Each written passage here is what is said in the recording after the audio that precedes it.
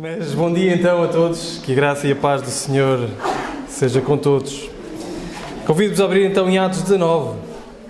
Atos 19, como o Gabriel já disse, estamos em Éfeso e já lemos parte daquilo que se passou em Éfeso e já lemos parte da carta também em Éfeso esta manhã e agora nós nos aproximamos de algo que acontece em Éfeso, um alvoroço, uma coisa que não se estava à espera.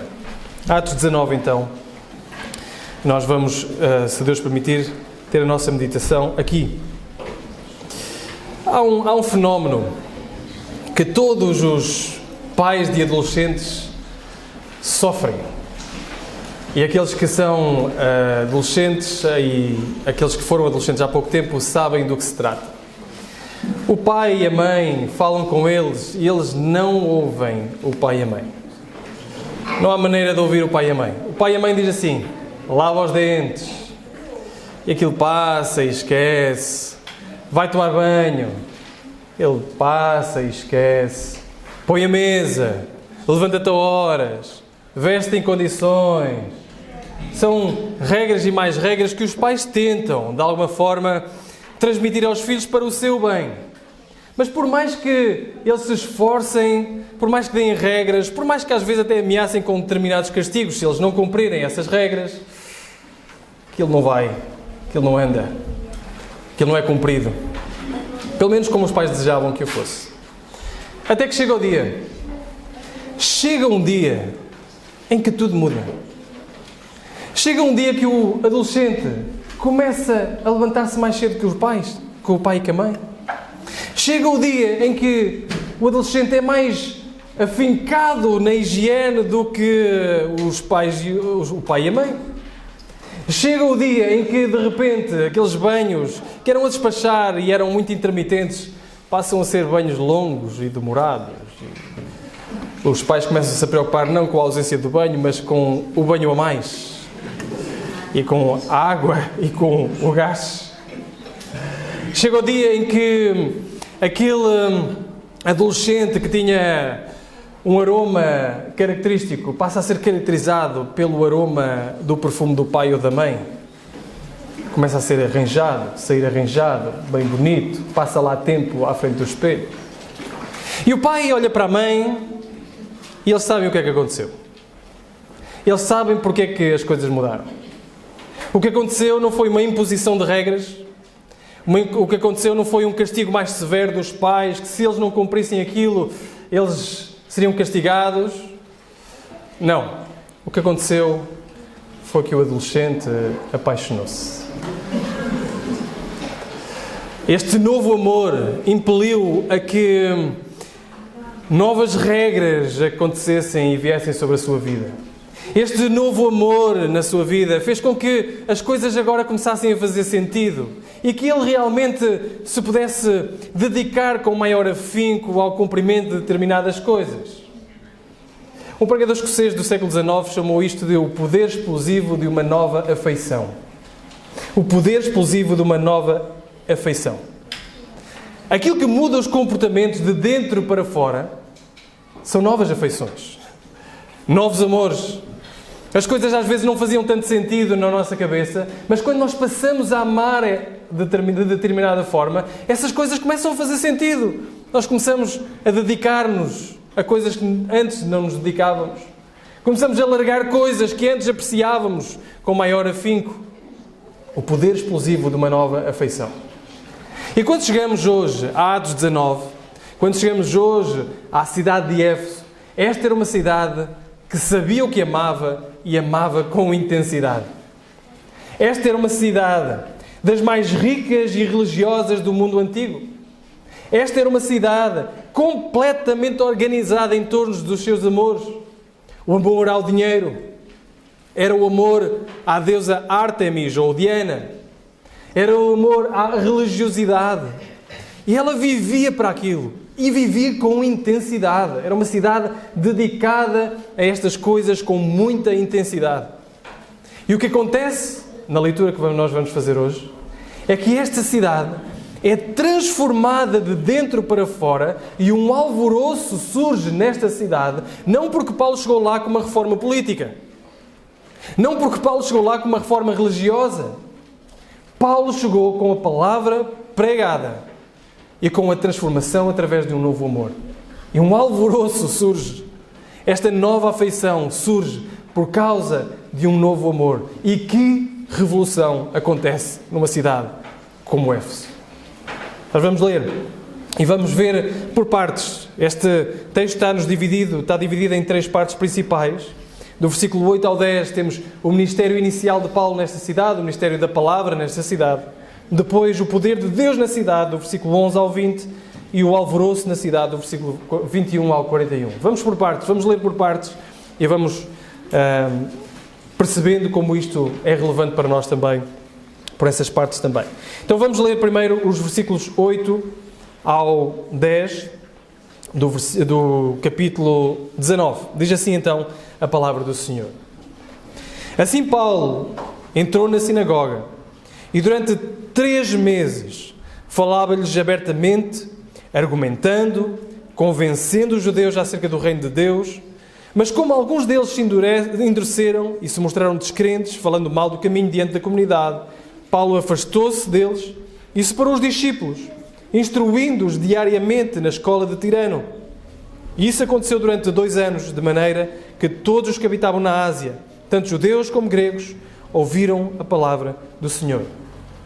Este é o ministério de Paulo, então, na cidade, o ministério da palavra de Deus nesta cidade. Nós já vimos que Paulo tinha confrontado estes discípulos que estavam enganados. No último domingo vimos isso. Estes discípulos que não sabiam bem ainda o que era o Espírito Santo, ainda não sabiam bem quem era Jesus. Eles só estavam dedicados ainda a alguns argumentos de João Batista. E, portanto, Paulo fala-lhes do Evangelho.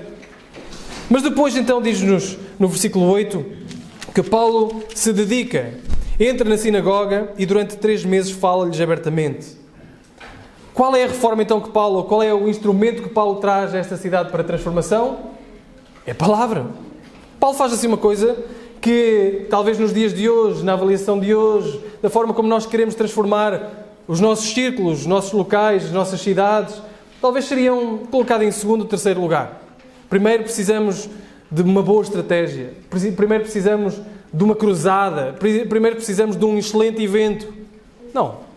Paulo vai, como habitual, ao lugar onde as pessoas já conhecem algumas promessas do Antigo Testamento, onde têm alguma familiaridade com a palavra de Deus, e vai-lhes dizer: tudo isso apontava para Cristo Jesus. Tudo isso que vocês esperavam, encontram agora em Cristo Jesus. E começa a pregar a palavra. É isto. Simples. Esta transformação toda que nós vamos ver que acontecerá em Éfeso, começa com este rastilho simples da palavra pregada. É a palavra que traz transformação. É a pregação da palavra que traz transformação. E vejam, não é uma pregação árida. Vejam como é que ele caracteriza esta palavra. Ele entrou, falou ousadamente por espaço de 3 meses, disputando e persuadindo acerca do reino de Deus. Ele está a falar com ousadia, claro. Ele tinha convicção no que estava a afirmar. Ele não falava a medo, ele não falava tremendo. Ele tinha o Evangelho nas mãos.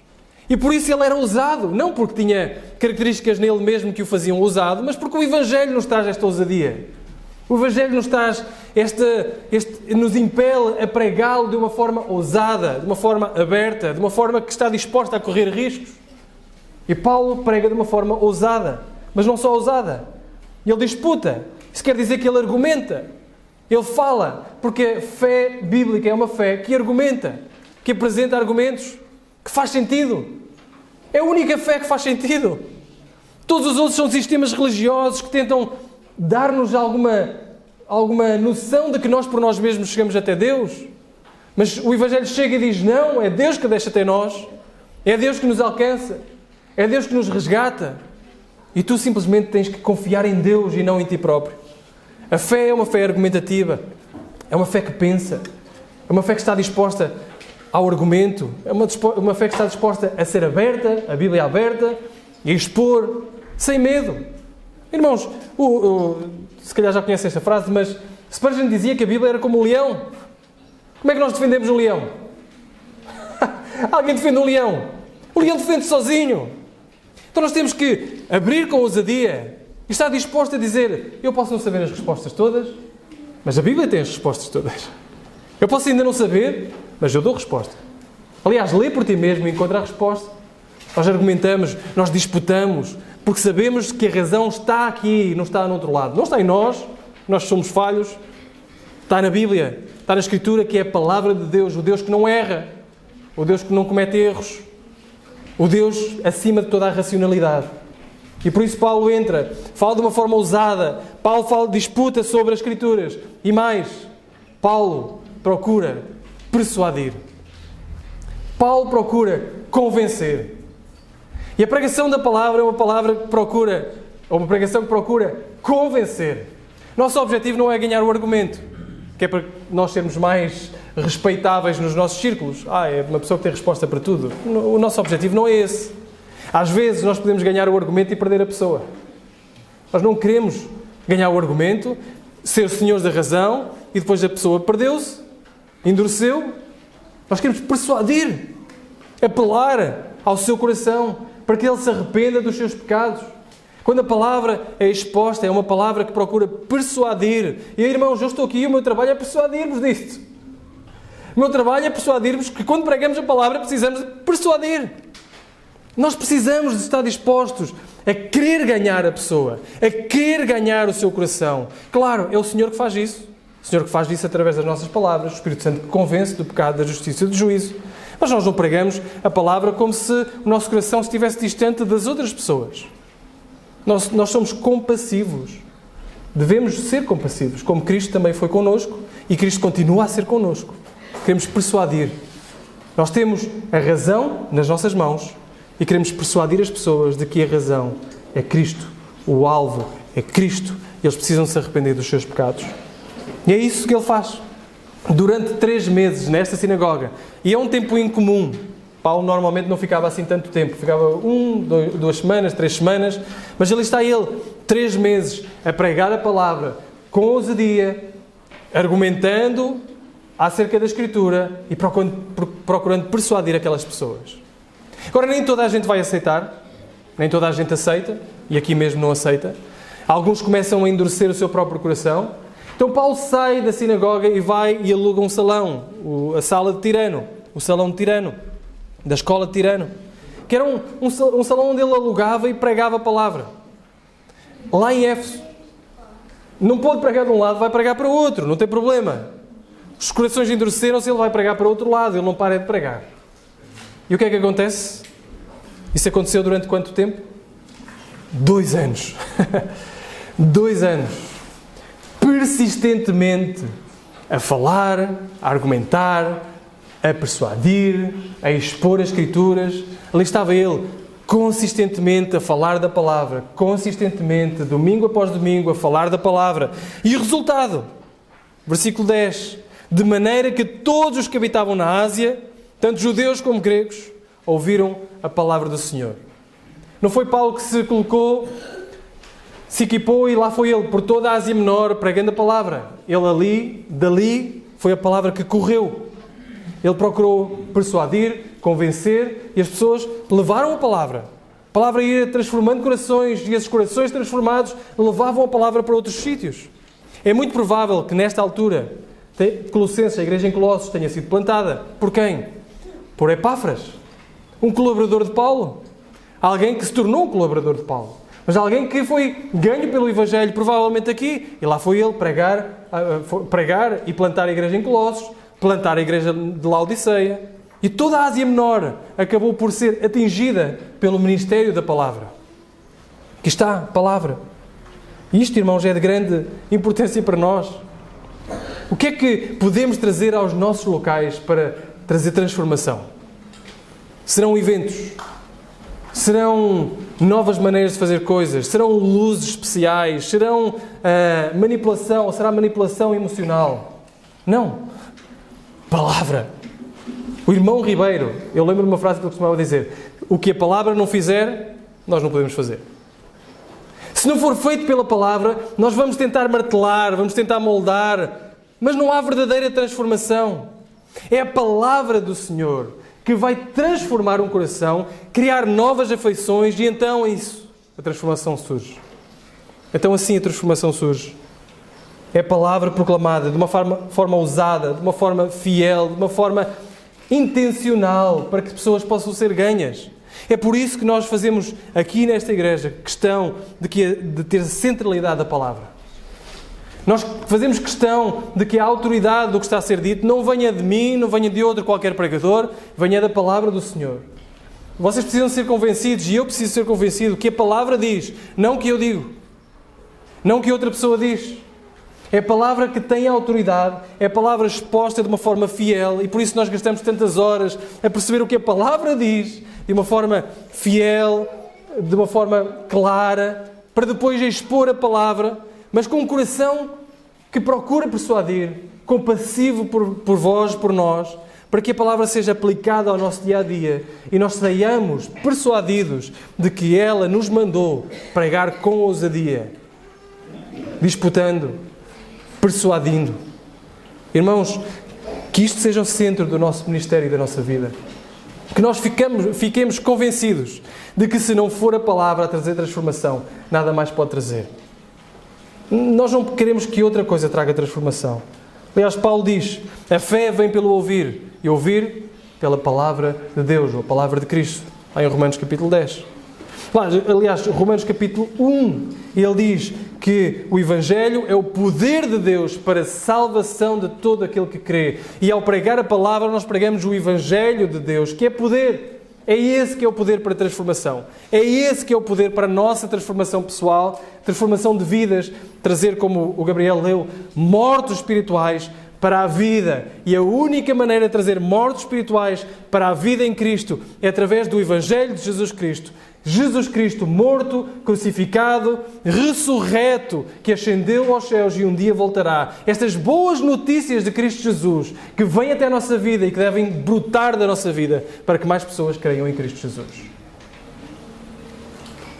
Por isso Paulo diz a Timóteo, prega. Prega a palavra. Prega. A tempo e a fora de tempo. Não deixes de pregar a palavra. Porque se tu deixares de pregar a palavra, as pessoas ficam sem aquilo que tu tiveste, as sábias letras que podem fazer sábio para as sagradas letras que podem fazer sábio para a salvação. A palavra que é inspirada por Deus, ou é inspirada por Deus na verdade, e útil para a nossa própria transformação, para nos fazer homens e mulheres do Senhor. Pode existir uma tentação, irmãos, de nós colocarmos outras coisas no lugar da palavra. Seja programas, seja experiências, relevâncias culturais, sejam espetáculos. Irmãos, não coloquemos nada no lugar da palavra, porque isso é esvaziar a igreja do único poder que tem. Outras associações recreativas podem promover programas, podem promover momentos bons de convívio. E tudo isso pode ser bom, mas isso não pode substituir aquilo que nos distingue de tudo mais, que é a mensagem do Evangelho e a palavra pregada. Esse é o único poder que nós temos, diferenciador, o poder de transformação, o Evangelho e a palavra. E por isso, começa desta forma. Uma grande transformação que vai acontecer, começa com a palavra pregada sistematicamente, de uma forma constante, não só uma vez, mas por 3 meses numa sinagoga e depois 2 anos no salão de Tirano.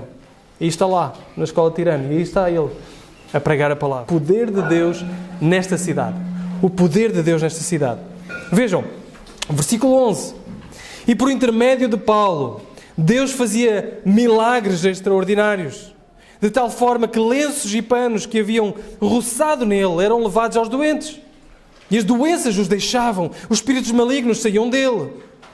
Aconteceu também que alguns judeus e exorcistas ambulantes tentaram invocar o nome de Jesus sobre os que tinham espíritos malignos, dizendo: eu vos expulso por Jesus, a quem Paulo prega.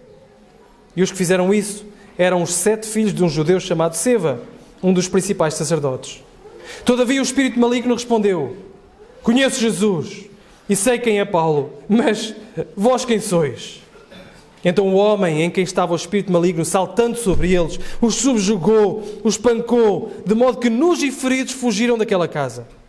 E esse episódio se tornou conhecido por todos os que moravam em Éfeso, tanto judeus como gregos, e todos se encheram de temor, e o nome do Senhor Jesus era engrandecido. E muitos dos que haviam crido vinham, confessando, admitindo em público as suas práticas. Também muitos dos que praticavam artes mágicas ajuntaram os seus livros e os queimaram na presença de todos, calculando o valor deles, estimaram que chegava a 50.000 moedas de prata. Assim a palavra do Senhor crescia e prevalecia com poder. Notem como é que termina isto? A palavra do Senhor crescia e prevalecia com poder. Aí está a palavra do Senhor crescer e prevalecer, como tinha terminado também o versículo 10. A palavra do Senhor a ser proclamada e a chegar a todos os que habitavam na Ásia. E eles ouviam a palavra. A palavra está a fazer o seu caminho. Em primeiro com a palavra pregada e agora com sinais e maravilhas de poder de Deus naquele lugar. E vejam, primeiro começa Lucas por nos dizer que Deus fazia sinais e milagres extraordinários. Que sinais e milagres extraordinários eram estes? Panos que tocavam, roçavam no apóstolo Paulo, eram levados para doentes e esses doentes eram curados. Irmãos, por definição, qualquer milagre é extraordinário, certo? Qualquer milagre, por definição, é extraordinário. E Lucas já nos tem relatado vários milagres ao longo do livro. Porquê é que Lucas escolhe a palavra extraordinários aqui mesmo? Porque estes eram ainda mais extraordinários. Era o suor de Paulo que tocava e eram levados e doentes eram curados. E ao longo dos séculos este texto tem sido explorado por pessoas que são impostores, teleevangelistas, que passam o pano enquanto estão a pregar e depois vendem o pano por 100 euros, por 200 euros. E as pessoas compram. E as pessoas são enganadas.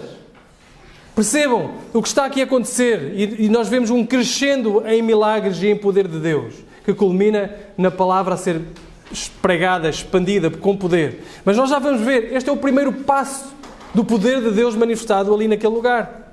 Deus estava a manifestar o poder através de Paulo. Veja, não é Paulo que manifesta o poder, ele diz mesmo, o evangelista diz, por intermédio de Paulo. Paulo era um instrumento. Quem é que fazia o milagre extraordinário? Deus fazia milagres extraordinários. Portanto, não se deixem cair em homens que tentam fazer milagres extraordinários. É Deus que faz milagres extraordinários. Mas vejam, porquê é que Deus fazia estes milagres extraordinários? Devemos nos perguntar. Numa cultura profundamente mergulhada em superstição, em magia, como nós vemos logo a seguir, no exemplo a seguir, Deus condescendia a esta mentalidade de Éfeso para chamar a atenção das pessoas para o Evangelho. Era um ato de graça, de condescendência divina. Deus a apontar para uma realidade muito mais superior. Vejam, este povo estava enganado e Deus faz uma coisa extraordinária, diz Lucas, para que eles possam ser encaminhados para o Evangelho. O milagre não é o ponto final. Vemos já a seguir. O milagre encaminha para algo mais. Encaminha para outra coisa. E o episódio de poder seguinte nos mostra isso. Este episódio de poder é um pouco estranho, não é? Havia um grupo, diz-nos Lucas, que eram exorcistas itinerantes. Isto é, expulsavam demónios por dinheiro e iam de cidade em cidade expulsando demónios por dinheiro. E estes chegam ao pé de um homem e dizem o seguinte, depois de ver aquilo que acontecia com Paulo, depois de ver o que acontecia ali, eles dizem: eu vos expulso por Jesus e a quem Paulo prega. Mas está eles, eu vos expulso, e eram vários, eu vos expulso por Jesus e a quem Paulo prega. E Lucas nos conta o que aconteceu de seguida. O espírito maligno, no versículo 15, olha para eles e disse: Jesus eu conheço. e Paulo também. Eu sei quem é. Mas quem é que são vocês? Quem é que vocês acham que são? Para virem aqui e falar em nome de Jesus e de Paulo que prega Jesus. O que acontece aqui é que eles olham para Jesus como um meio para atingir outro fim. E Jesus não é um fim, não é um meio. Jesus é o fim. Eles usam Jesus para seu próprio benefício. Aquilo era o trabalho deles, era a exploração deles, das pessoas. E, portanto, eles veem coisas extraordinárias a acontecer com Paulo e vamos pensar, vamos usar Jesus como meio para atingir o meu fim, que é conseguir angariar mais dinheiro para mim, maior reputação para mim. Então eu vou usar Jesus como meio para atingir o fim. Mas Jesus não é um meio. Jesus é o fim. Jesus é o telos. Jesus não é um amuleto. A teologia da prosperidade usa Jesus para vender riqueza, vender saúde, mas Jesus não é um meio. Jesus é o fim. É o fim, é o para o qual todas as coisas caminham. Então, primeiro, Jesus não é um meio. Segundo, em segundo, não se experimenta o poder de Jesus através da fé de uma outra pessoa. Nós não podemos confiar a nossa própria fé e a nossa própria segurança na fé de uma outra pessoa. Eu recebi esta fé dos meus pais e me vou manter esta fé dos meus pais. Como se a fé dos meus pais pudesse fazer alguma coisa em relação à minha vida. A fé é individual, é um encontro com Jesus individual, que nos une a uma vida comunitária. Mas não é a fé de outras pessoas e a forma como outras pessoas pregam, ou pertencer a uma determinada igreja, pertencer a esta igreja, que faz de alguém crente. Jesus não é um meio, Jesus é o fim. Jesus não é uma fé para ser vivida na segunda pessoa, é na primeira pessoa. E o resultado disto é um temor geral. Porquê?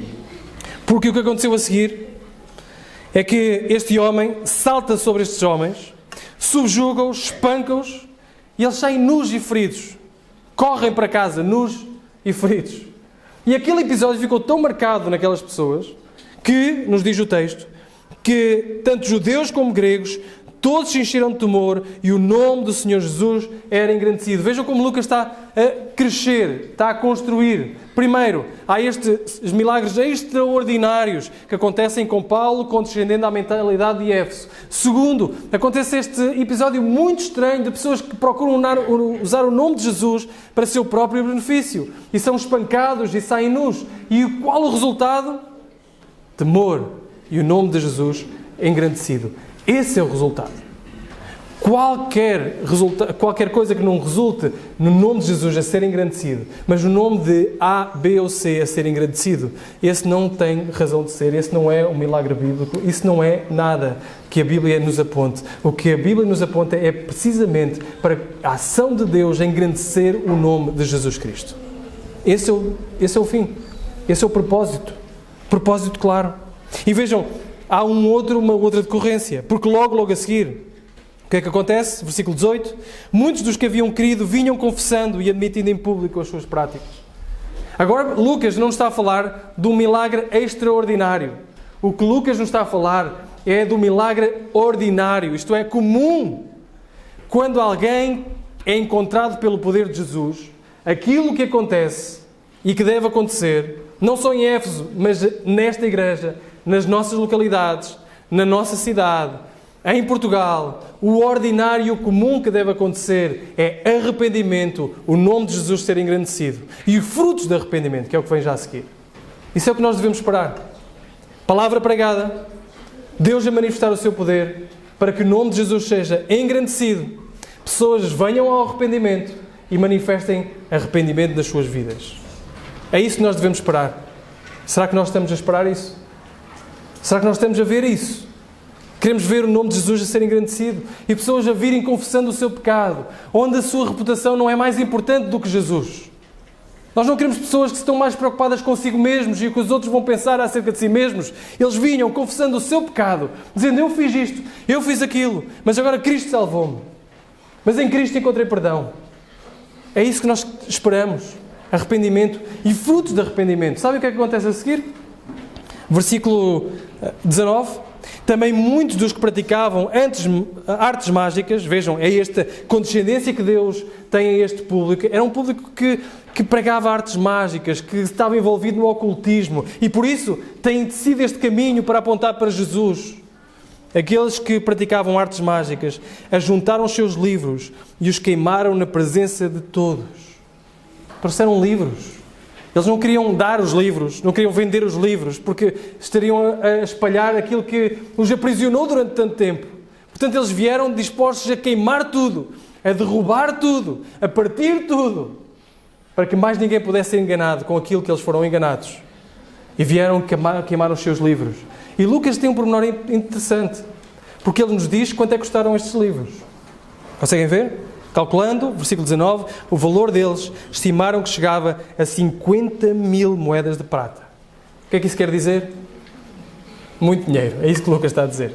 Mas sabem quanto é que isto seria nos dias de hoje, mais ou menos? Uma moeda de prata, para calcularem o valor, seria o que normalmente uma pessoa receberia por um dia de trabalho.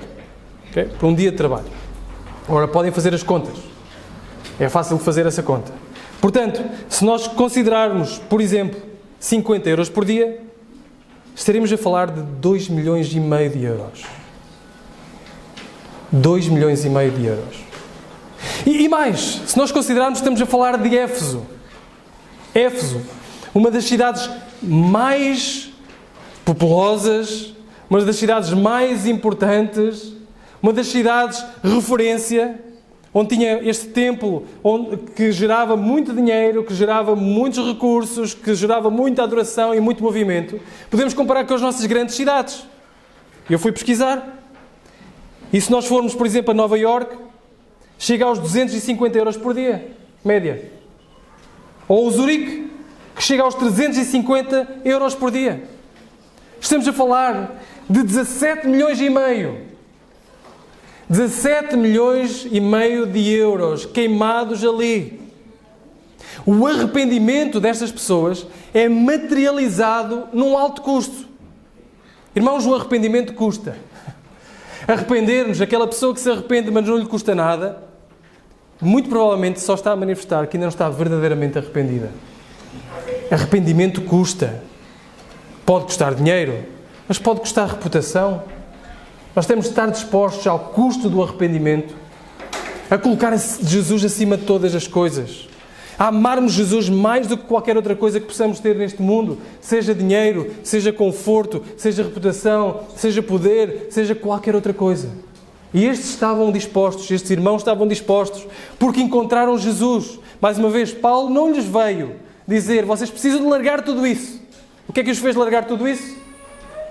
Um novo amor. Uma nova afeição, o amor por Cristo, Cristo ser engrandecido, Cristo ser exaltado nas suas vidas. Então eles dedicaram-se de tal forma a Cristo que tudo o resto parecia supérfluo. E de repente milhares de pessoas largam assim 17 milhões de euros e meio, queimaram 17 milhões de euros e meio, um alto custo para mostrar que verdadeiramente estavam arrependidos, como consequência, não era só para mostrar, mas como consequência de que verdadeiramente estavam arrependidos. Irmãos, nós precisamos de ver Jesus como incomparavelmente melhor do que qualquer outra coisa que este mundo nos possa oferecer. Precisamos de ver Jesus como incomparável melhor do que qualquer coisa que a nossa sociedade nos prega que é o mais desejável, o que nós mais precisamos. Jesus é melhor do que qualquer outra coisa.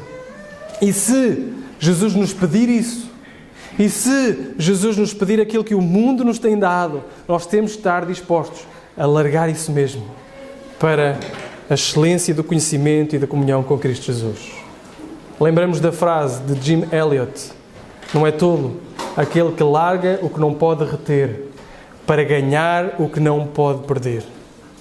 Não é tolo aquele que larga o que as mãos não podem reter e que nós tentamos com as forças todas ficar para nós, não deixares passar por entre as frestas dos dedos. Não é tolo aquele que diz assim: eu largo isto pela excelência de ganhar aquilo que eu não posso perder nesta vida.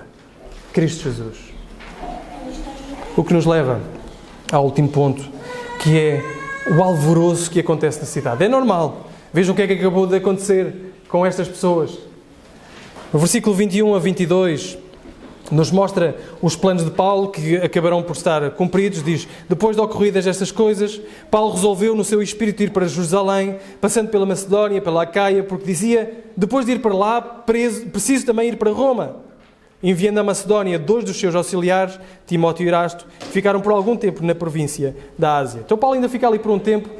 Lucas nos está a demonstrar os planos de Paulo, que acabarão por ser cumpridos. Ele vai a Jerusalém ainda, ele vai a Roma ainda, mas, por enquanto, ele vai ficar um pouco na Ásia. E o que acontece, diz o versículo 23, é que por esse tempo houve um considerável tumulto, ou um não pequeno tumulto, acerca do caminho. Então vamos ler. Diz, versículo 24, havia certo ourives, chamado Demétrio, que fazia miniaturas de prata do templo de Artemis, ou Diana, e proporcionava bom negócio aos artífices. Ele os reuniu, bem como os artífices de obras semelhantes, e disse, Senhores, bem sabeis que deste negócio nos vem a prosperidade.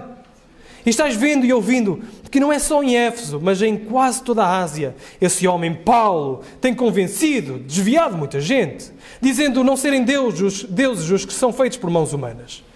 E não há somente perigo que esse nosso negócio caia em descrédito, mas também que o templo da grande deusa Artemis perca toda a sua importância, vindo até mesmo a ser destruída ou destituída da sua majestade, aquela a quem toda a Ásia e o mundo adoram. Ao ouvirem isso, ficaram furiosos e gritaram, grande é a Ártemis dos Efésios. A cidade encheu-se de confusão e todos imediatamente correram ao teatro, arrastando com eles os macedónios, Gaio e Aristarco, companheiros da viagem de Paulo. E Paulo queria apresentar-se ao povo, mas os discípulos não permitiram. Também alguns dos oficiais romanos, amigos de Paulo, mandaram pedir-lhe que não se arriscasse a ir ao teatro. E uns gritavam de um modo, outros do outro, pois havia grande confusão na Assembleia e a maior parte deles nem sabia por que motivo se havia reunido. Então tiraram Alexandre dentro da multidão, a quem os judeus levaram para a frente, e Alexandre, acenando com a mão, queria apresentar uma defesa ao povo. Mas quando perceberam que ele era judeu, todos gritaram uma voz durante quase 2 horas, grande é Ártemis dos Efésios. Quando conseguiu apaziguar a multidão, o escrivão disse, homens de Éfeso, existe alguém que não saiba que a cidade de Efésios é guardiã do templo da grande deusa Ártemis e da sua imagem que caiu do céu? Visto que essas coisas não podem ser contestadas, convém que vos aquietais e nada façais precipitadamente.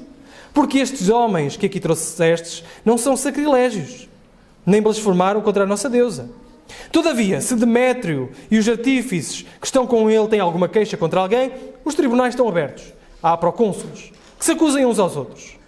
Além disso, se demandais alguma outra coisa, isso será resolvido numa Assembleia Geral, pois corremos o risco até de sermos acusados de provocar desordem por causa dos acontecimentos de hoje, não havendo motivo algum com que possamos justificar esta aglomeração. E tendo dito isto, desfez a Assembleia.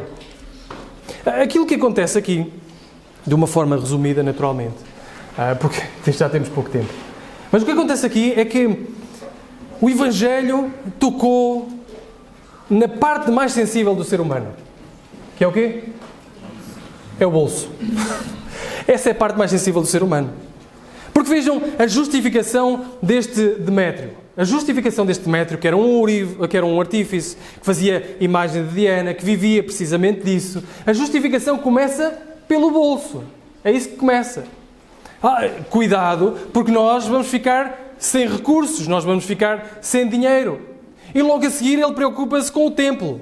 E logo a seguir ele preocupa-se com Diana. Não é o inverso.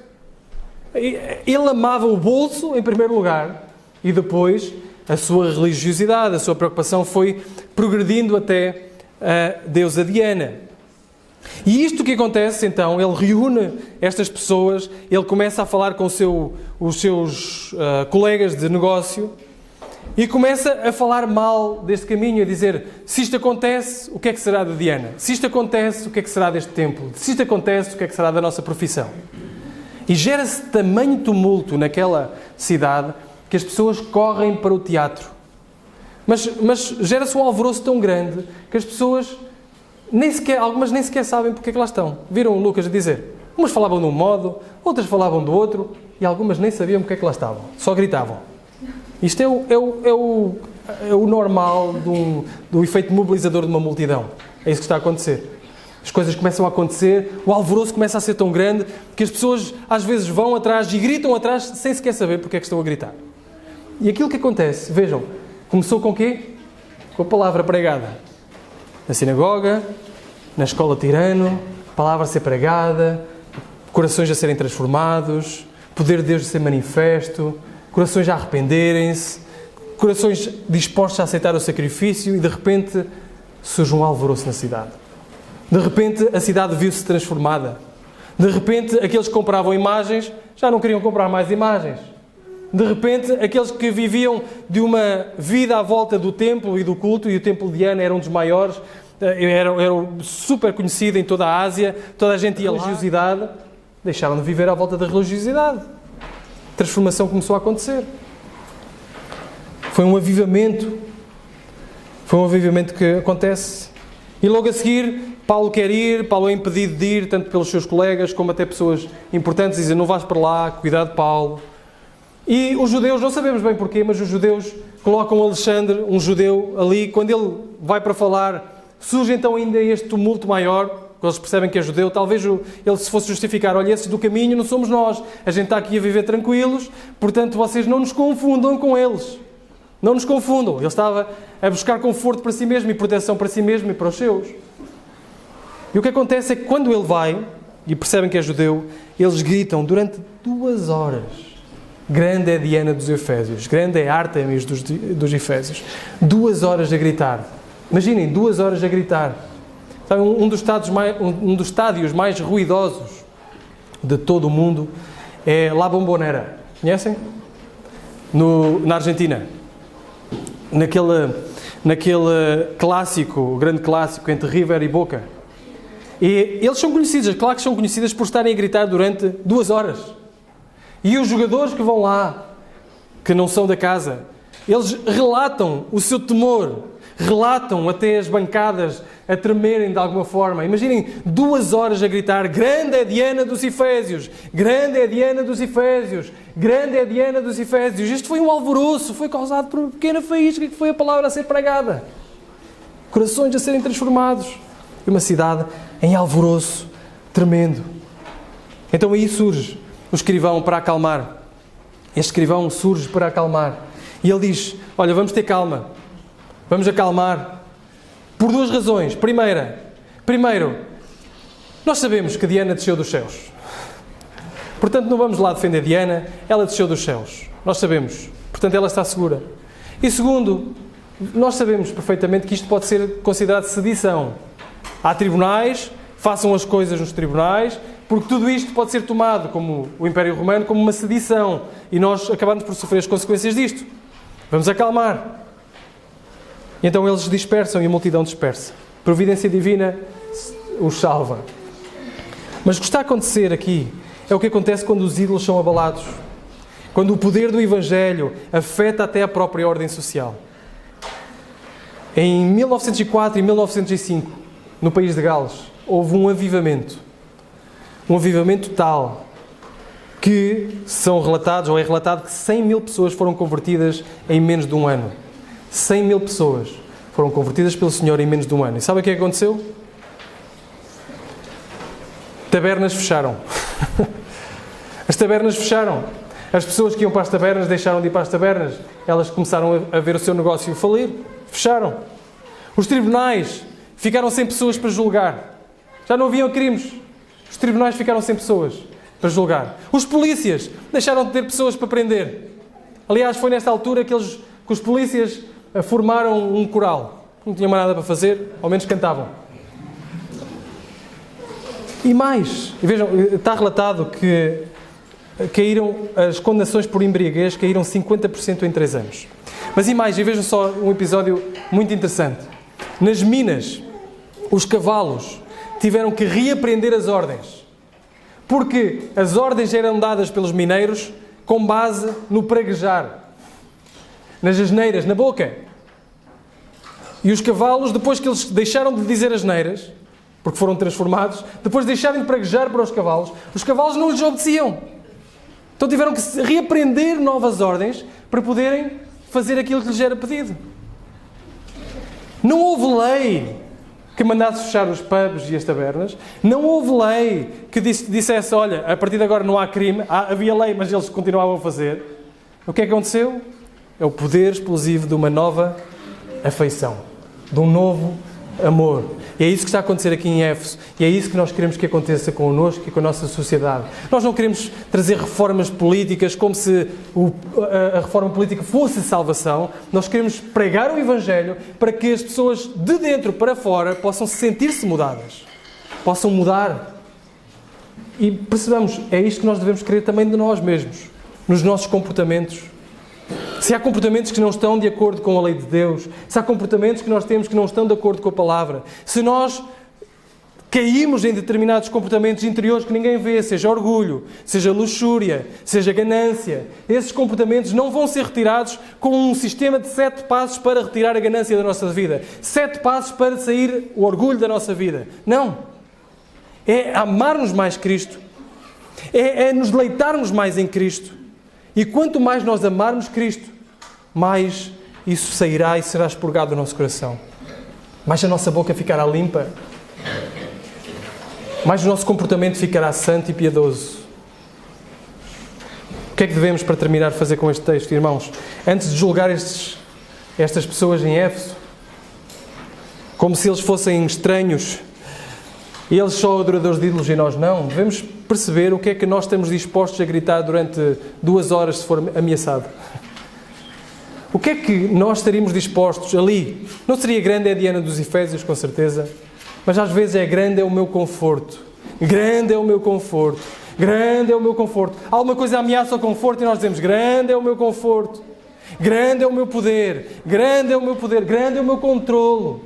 Grande é o meu bolso. Às vezes pode ser tão grande, mas nós chamamos o bolso na mesma. Grande é o meu dinheiro. Grande são estas coisas que eu elevo para o lugar de Deus. E muitas vezes nós colocamos ídolos no lugar de Deus. Um ídolo é por natureza aquilo que tocado mexe com as nossas emoções. Se for tocado, nós começamos a ficar nervosos, a exaltar, dispostos a fazer tudo para preservar aquilo. O que é que na nossa vida tem tomado o lugar de Deus? O que é que na nossa vida tem tomado o lugar de Deus?